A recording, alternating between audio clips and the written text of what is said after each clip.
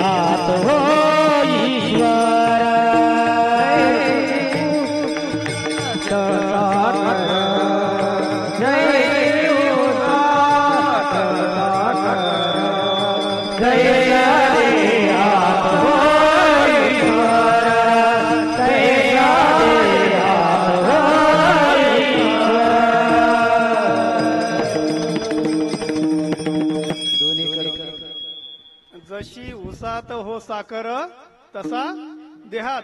आता ऊस आहे, ऊस पाहिल्यानंतर आपल्याला कळेल का त्याच्यात साखर आहे? हा, नाही कळणार. मग काय करावं लागेल? ऊसाला प्रोसेस करावा लागेल. ती अप्राप्त आहे. जी अप्राप्त आहे ती गोष्ट आपल्याला प्राप्त करायची. ऊसाचे साखर कारखाने सर्वांनीच पाहिलेत. किती लोकांनी पाहिले? हात वर करा. ऊसाचे कारखाने तुमच्या इकडे ऊसाचे कारखाने नाही वाटतं? आमच्याकडे आहेत. जुन्नर तालुक्यात भरपूर आहे, नगर मध्ये भरपूर आहेत. तर ज्या वेळेस ऊस त्या याच्यामध्ये टाकला जातो, मळी वेगळी केली जाते, त्याच्यामध्ये गंधक टाकला जातो, त्याच्यामध्ये केमिकल टाकलं जातं आणि नंतर ती प्रोसेस होऊन साखर तयार होते. बरोबर. ही तरी लांब प्रोसेस आहे. पण या देहातला जर परमेश्वर बाहेर काढायचा ना, सद्गुरू जास्त नाही 5 मिनिटं घेतात. किती? 5 मिनिटं. साखर काढायला 1 तास लागतोय. बरोबर. आता दूध आहे. बरोबर. दुधाला आपण काय करतो? गरम करतो. बरोबर. म्हणजे अग्नी देतो. आता ज्यावेळेस सद्गुरू पण तुम्हाला समोर बसवतात त्यावेळेस पण एकदा अग्नीच देतात. तो महावाक्य बोध तुम्हाला करतात आणि त्या महावाक्याच्या बोधाने अनुग्रह म्हणजे या पृथ्वी तलावरचा दुसरा जन्म. काय सांगितलं? अनुग्रह म्हणजे या पृथ्वी तलावरचा दुसरा जन्म. ओम नमो ज्ञानेश्वरा, कृपा करा दयाळा, तुमचा अनुग्रह लादलो पावन झालो चराचरी. बरोबर. मग ते दुधाला आपण काय करतो? थंड करतो आणि त्याच्यामध्ये काय करतो? आता आपल्याला दही बनवायचंय, तर दही बनवण्यासाठी आपण काय करतो? विरजण टाकतो. म्हणजे विरजन म्हणजे सद्गुरूंनी दिलेले नाम, बरोबर. विरजन म्हणजे सद्गुरूंनी दिलेले नाव. म्हणतो नि नवनीता तैसे गे अनंता, म्हणतोनी नवनीता तैसे गे अनंता, म्हणतोनी नवनीता तैसे गे अनंता, म्हणतोनी नवनीता तैसे गे अनंता. वाया यंत्र कथा साने मार्ग, वाया यंत्र कथा साने मार्ग. हा देह साक्षात परमेश्वर आणि देह साक्षात सैतान. काय सांगितलं? देह साक्षात परमेश्वर आणि देह साक्षात सैतान. ह्या तोंडाने शिव्या पण देतो आणि ह्या तोंडाने देवाचं नाम पण घेतो. घेतो की नाही? बरोबर. मग तूच आहे तुझ्या जीवनाचा शिल्पकार. तू ठरवायचंय तुला काय पाहिजे. तुला भगवंत बनायचंय का तुला सैतान बनायचंय? हा, भगवंत बनायचं असन तर गुरुवार्यांना जाऊन भेटा, आणि सैतान बनायचं असन तर भरपूर आहेत संगतीवाले, बरोबर. म्हणून ज्या वेळेस पृथ्वी तलावर आपण जातो त्यावेळेस दोन मार्गाने जातो. एक दुःखी अवस्थेमध्ये जातो आणि एक तृप्त अवस्थेमध्ये जातो. ज्याने भगवंताला दिलेलं वचन पूर्ण केलेलं तो तृप्त अवस्थेमध्ये जातो, आणि ज्याने त्या भगवंताचं वचन पूर्ण नाही केलं तो आत्मा त्या शरीराला लात मारतो. काय सांगतो? लात मारतो आणि सांगतो, सांगितलं होतं वचन पूर्ण करेल, भक्ती करेल, पण आयुष्यात काही करता आलं नाही. म्हणून संत सांगतात मरण्याआधी सावध व्हावे, मरण्याआधी सावध व्हावे, आपुले हित साधून घ्यावे. माणसाचा जन्म घालू नये वाया, मानवाची उत्तम काया. ह्या उत्तम कायेमधूनच तुम्हाला ते प्राप्त होणारे. मग ज्यावेळेस आपण मंथन करतो, मंथन केल्यानंतर काय होतं? काय निघतं मंथन केल्यावर? लोणी निघतं. परत ते लोणी आपण कढवतो की नाही? परत सेकंड टाइम काय करतो? त्याला आपण अग्निदान देतो. तसं अनुग्रह आणि त्याच्यानंतरची जी आहे प्रबोध, करोनी प्रबोध संत पार उतरती. आणि ज्या वेळेस तुम्हाला त्या भगवंताची प्राप्ती करून देतात, आणि ते भगवंताची प्राप्ती करून दिल्यानंतर तुमच्या जीवनाचं सार्थक होतं, आणि या जन्म मरणाच्या चक्रातून माणूस बाहेर फेकला जातो. आणि त्याचसाठी हा जन्म दिलेला आहे. परंतु या मायेच्या चक्रामध्ये आम्ही पूर्ण विसरून गेलेलो आहे की मी कोण हा करावा विचार, म्हणे ज्ञानेश्वर निवृत्तीचा. मग कोण आहे? दररोज एकच प्रश्न विचारायचा आहे, मी कोण आहे? येणारा आत बघ जरा,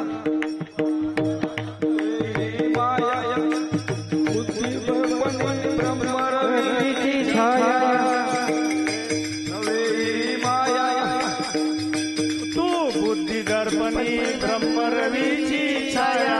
आत बघ कैसा तो मी ऐसा. ये नरा आत बघ जरा, जीव हा खरा नव्हे ती माया. तू बुद्ध दर्पणी ब्रह्मरवीची छाया.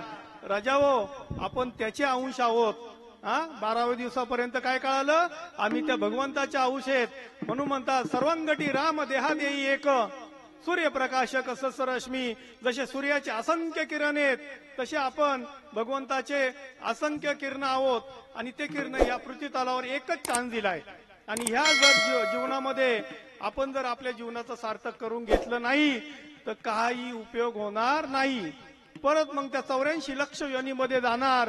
आणि आपल्याजवळ जे जे दिसतात, आज जे जी आहेत, ही समोर गाय उभी आहे, ही तुमच्याच इथे आली जन्माला. का? कर्म रिटर्न आहे. किती वेळा जन्माया, किती वेळा जन्माया, किती वेळा जन्माया, किती वेळा जन्माया. नित्यवाने भजता, नित्यवाने भजता, मनवोने देव भ्याला, मनवोने देव भ्याला. भजिता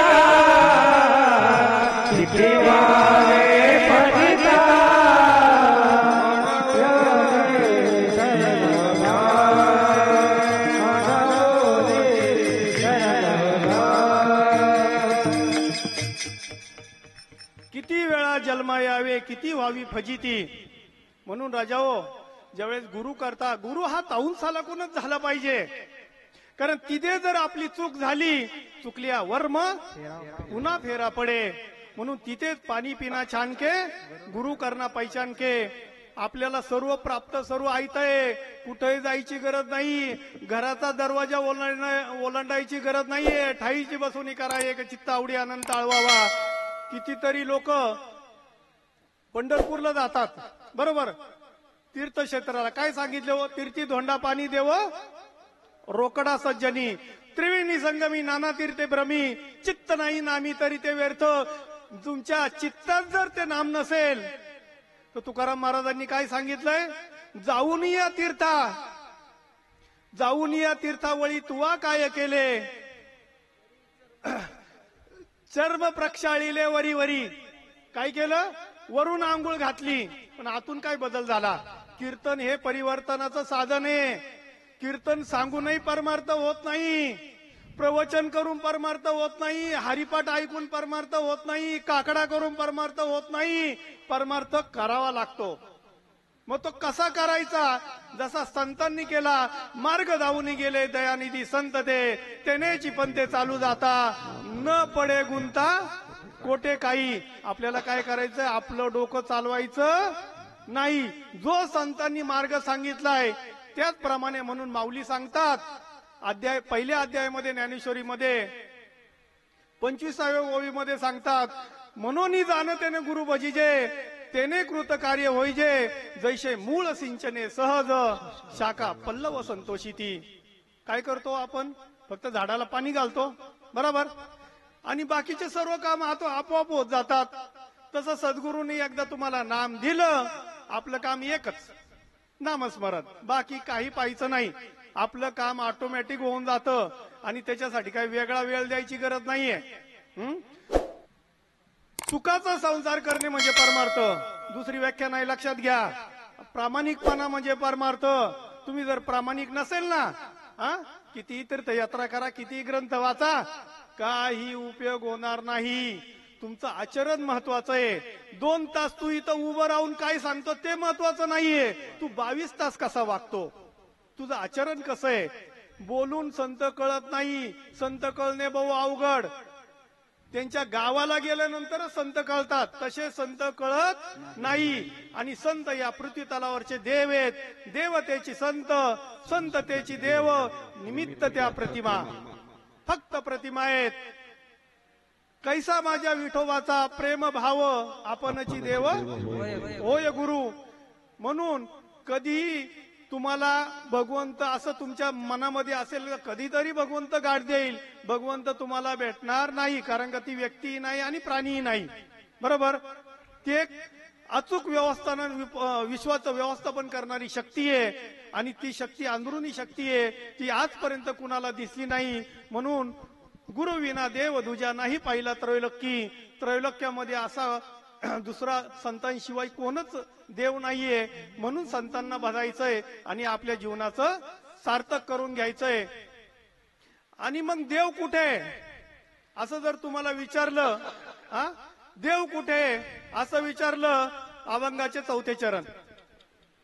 देव देहात देहात, देव देहात देहात, देव देहात देहात,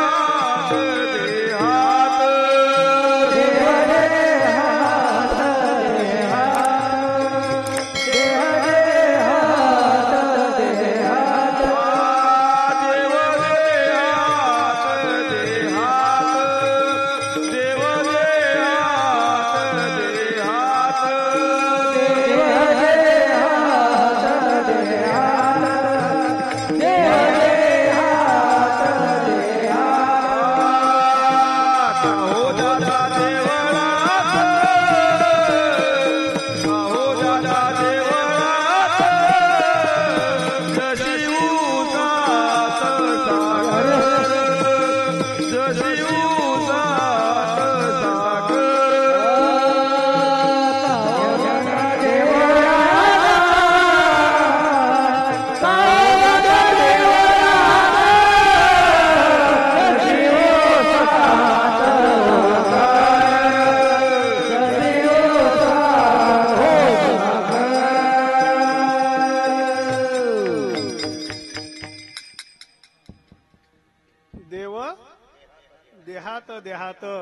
काहो जाता मंदिरात.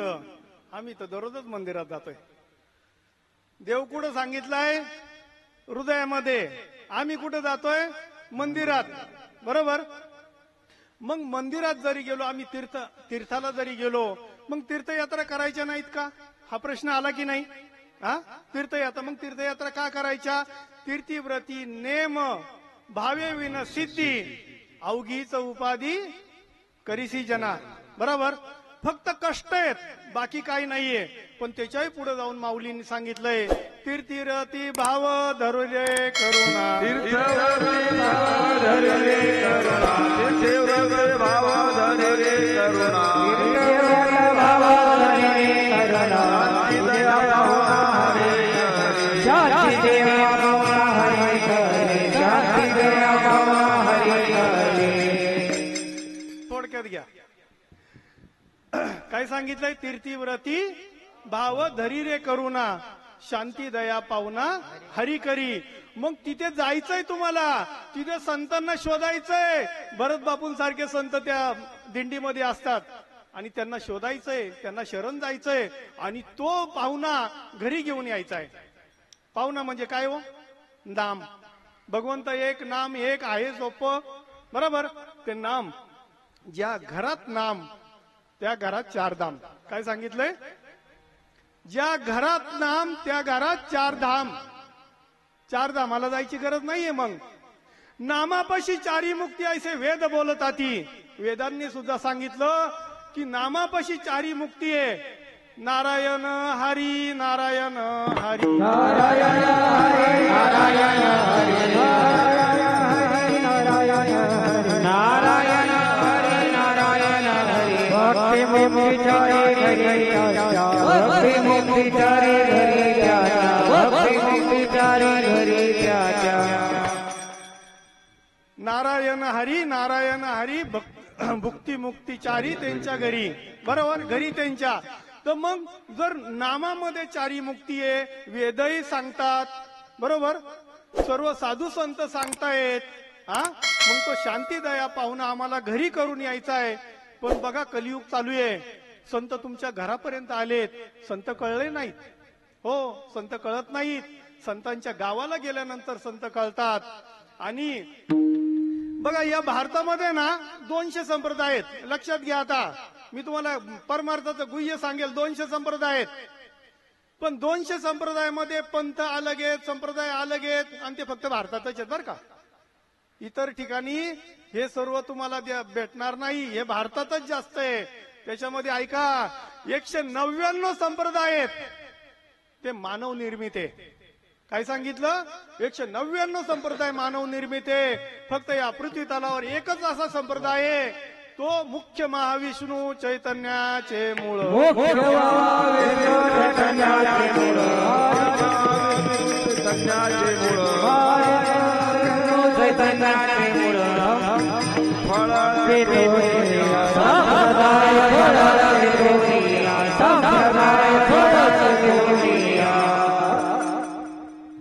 मुख्य महाविष्णू चैतन्याचे मूळ, संप्रदाय फळ तेथून या.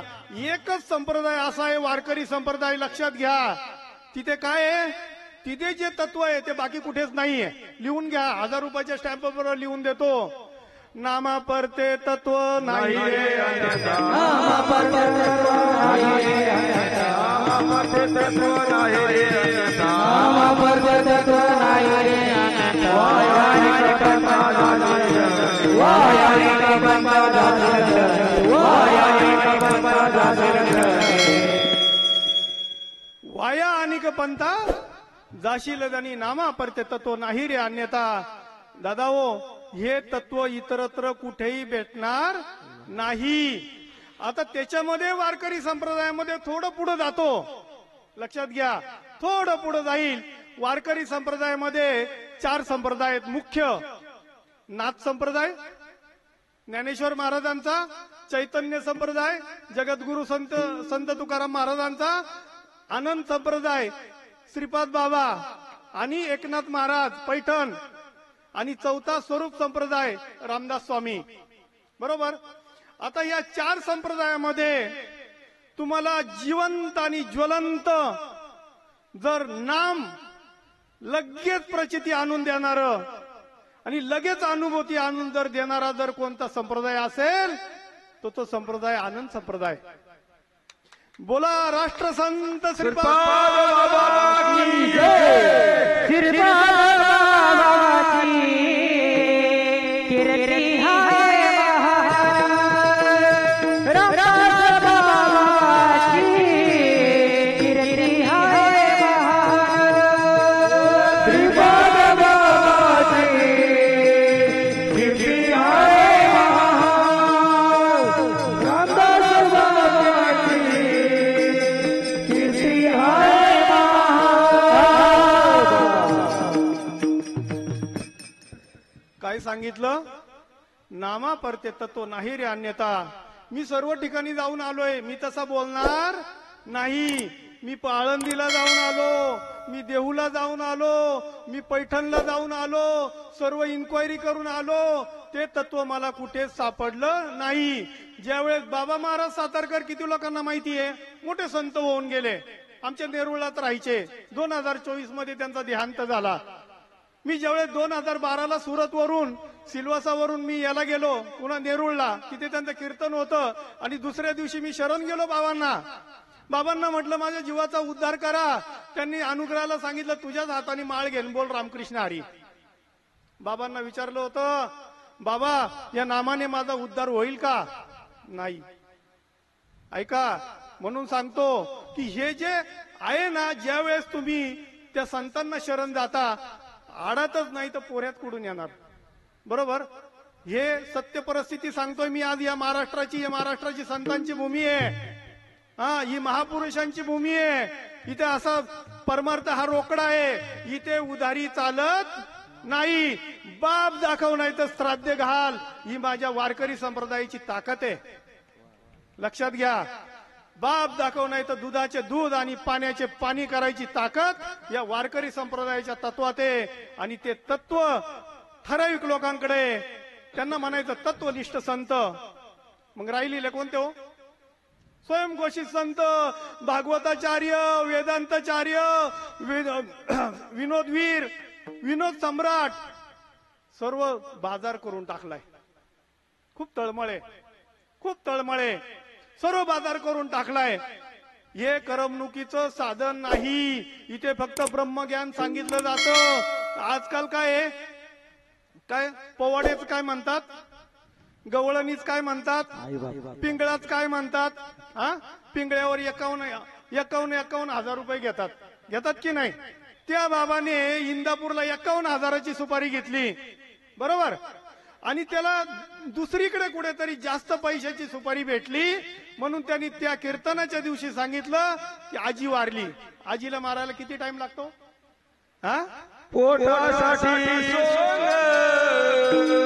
पोटासाठी सोंग, पोटासाठी सोंग, पोटासाठी सोंग, पोटासाठी सोंग, पोटासाठी सोंग, पोटासाठी सोंग, पोटासाठी सोंग.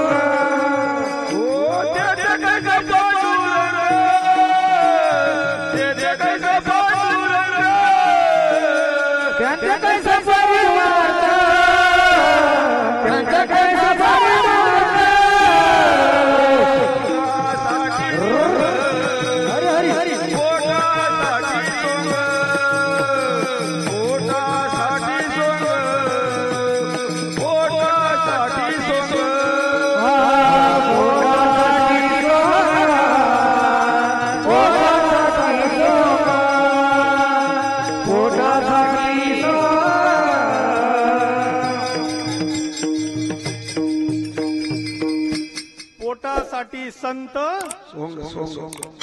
सोंग म्हणा, संत म्हणा, कलीत झाले बहुत.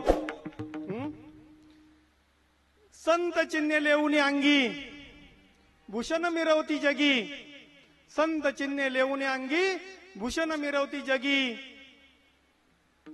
जगामध्ये असे अनेक संत तुम्हाला पाहायला भेटतील जगी कीर्ती व्हावे म्हणून झाला शे गोसावी, जगी कीर्ती व्हावी म्हणून झाला शे गोसावी, बहु केले पाटपाटांतर परी वर्म राहिले दूर.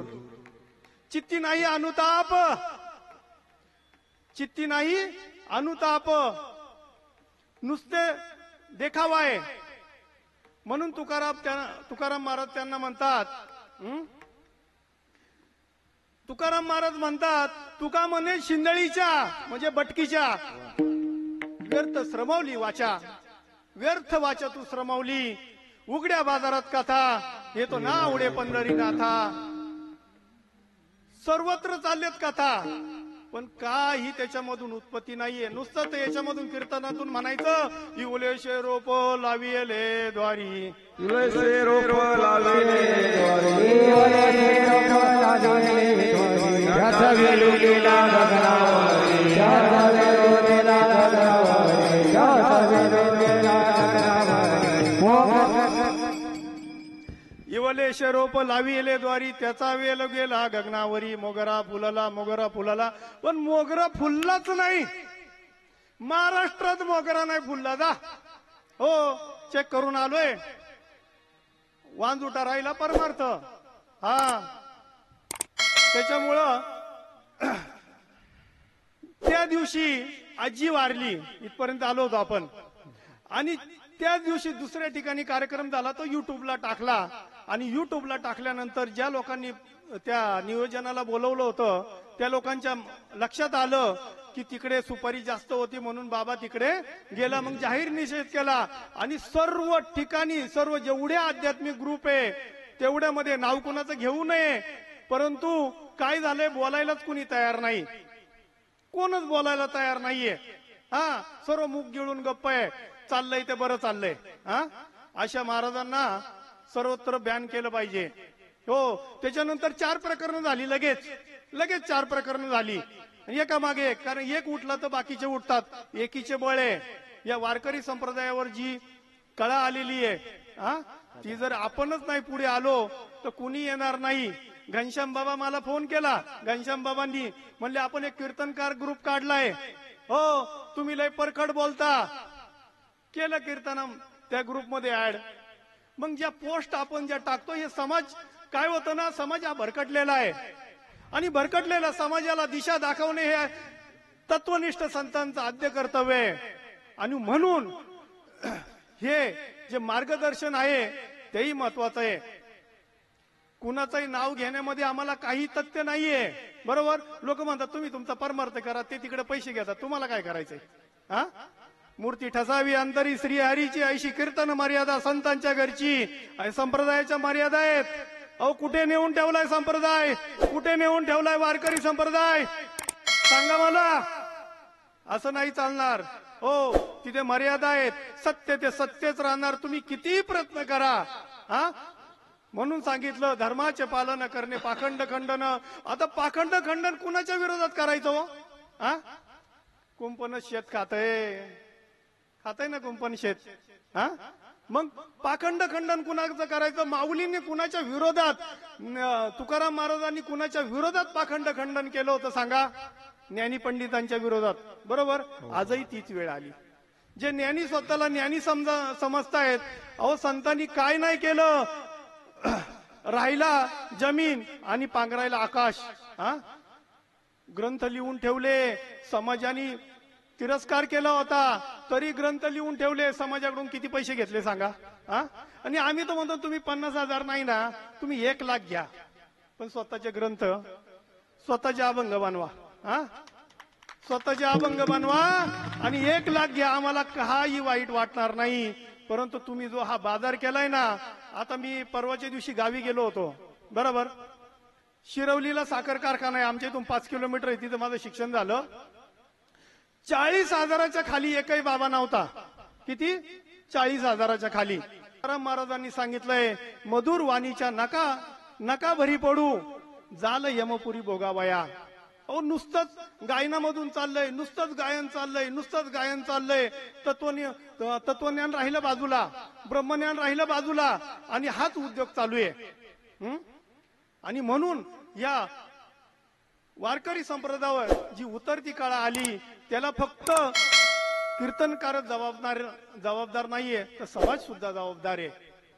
अहो असे कितीतरी आमच्याकडे आहे ना, ते मला म्हणतात तुम्ही जर त्यांना पैसे नाही दिले तर कीर्तन सप्ते बंद पडतील. आमच्याकडे निरपेक्ष कीर्तन सेवा समूह ग्रुप आहे, बाबा पण त्याच्यामध्ये आहेत. 250 कीर्तनकार आहेत, एकही रुपये विचारणार नाही. 400 कीर्तनकार आहेत, बोलवायचे, पाकिट सुद्धा उचकून पाहणार नाही. हा पण काय करतात माहिती का, यांनी जर एक बाबा आणला ना, नाव पद प्रतिष्ठेसाठी सर्व आपापले. एक बाबा जर आणला तर दुसरा त्याचं पाहतो की त्याचं युट्यूबला किती लाईक आहे. ज्या बाबाचे लाईक जास्त, सर्वात जास्त विशाल खोल्याचे होते, त्याला आता परवाच्या दिवशी परत दिलं. हा त्यांनी कांड केलं ते विसरलं. अहो कुठे चाललंय हा असं आयोजक सुद्धा जबाबदार आहेत. म्हणून आयोजकांनी सुद्धा या समाज हा खेळ नव्हे एकुल्याचा, म्हणून मेळ जमवला वैष्णवांचा, म्हणून हा मेळ जमवलाय. सर्वांनी एकत्र यायचं आणि हे पाखंड खंडन करण्यासाठी त्याला हातभार लावायचा आहे. बोलणारा कोणी नाहीये, हे बाबा मला सांगत होते. कोणच परकड बोलत नाही, आणि सत्य बोललं, परकड बोललं तर सख्या आईला राग येतो की नाही? हो येतो की नाही? हा मग आता या कीर्तनकार बाबांना बायाही चालत नाही. चालतात का? नाही. तर बाई जर याला आली ना पाया पडायला लगेच हा कुठून आला हो? हा कुठं म्हणजे जमिनीतून अवतारला का आकाशातून पडलाय? हा आईच्या पोटी आला की नाही जन्माला? हा कितीतरी मी तुम्हाला महाराष्ट्रामध्ये दाखवेल संत, त्यांना आहे ना, त्यांना बाया चालत नाही. तुम्हाला जेवणाला बाई लागते, सर्व गोष्टींना तुम्हाला बाई लागते. अहो ही आदिमाया शक्ती आहे. आणि सर्वात पहिला जर अनुग्रह दिला असेल ना, आदिनाथ उमा बीज प्रकटले, सर्वात पहिला जर अनुग्रह दिला असेल तर आदिमाया शक्ती पार्वतीला दिलेला आहे. आणि लक्षात ठेवा, परमार्थ हा बाई शिवाय पूर्ण होत नाही. मला जर बायकोनी पाठवलं नसतं तर मी इथे आलो नसतं. सांगा. हो मला सांगितलं. आता भरत बापूंना ओळखतात, भरत बापू घरी आलेले आहेत, जेवण वगैरे करून गेलेले आहेत, सर्वांच्या ओळखी आहेत. बाई शिवाय परमार्थ पूर्ण होत नाही, लक्षात घ्या. ही आदिमाया शक्ती आहे. 3 भावंड जन्माला आली, चौथीचं काय काम होतं? हा मुक्ताईचं काय काम होतं सांगा? जनाईचं काय नामयाची जनी, तिचं काय काम होतं? म्हणून अर्धनारी नटेश्वरे या स्त्रियांना त्यांचा मान द्यायची गरज नाही. आता जेवढे आतापर्यंत त्यांच्या अत्याचार झालेले आहेत, कर्म रिटर्न केले, कर्म भोगा आले, उपजले मेले ऐसे किती, हो त्यांचं राज्य आलंय. आणि कलियुगामध्ये सांगितलंय स्त्रियांचं राज्य येणार आहे. फक्त म्हणायला पुरुष प्रधान संस्कृती आहे, पण निर्णय सर्व इकडनं होतात. आता सुद्धा पहा संख्या जास्त आहे, यांच्या तुलनेमध्ये संख्या जास्त आहे. हो म्हणून. आणि कोण आहे सांगू का तुम्ही? कोण आहे सांगू का तुम्ही? कोण आहे? कुठून